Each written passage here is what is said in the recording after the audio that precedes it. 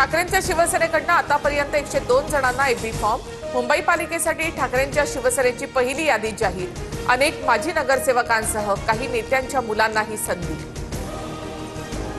मनसेकडून ठाण्यामध्ये 24 एबी फॉर्मचं वाटप। आज मुंबईमधील उमेदवारांना एबी फॉर्म देणार। मनसेच्या संभाव्य उमेदवारांना पक्षाकडून तयारीत राहण्याच्या सूचना।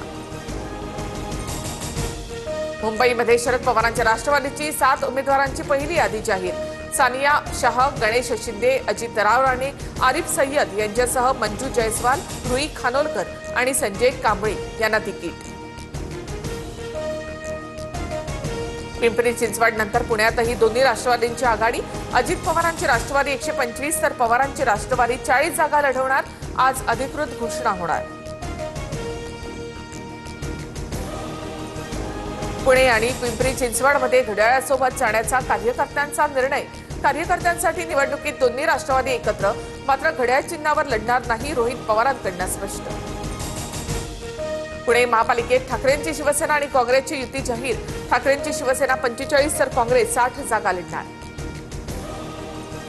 पिंपरी चिंचवडमध्ये भाजप शिवसेनेला 14 जागा तर आरपीआयला 3 ते 5 जागा देण्याच्या तयारीत, मात्र शिंदेची शिवसेना काही जागांवर ठाम असल्याची माहिती।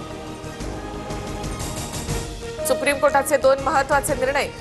अरावली पर्वत रांगेदरम्यान संदर्भातील नव्या व्याख्येच्या निर्णयाला स्थगिती, तर उन्नाव बलात्कार प्रकरणातील कुलदीप सेंगरच्या जामिनाला सुद्धा स्थगिती।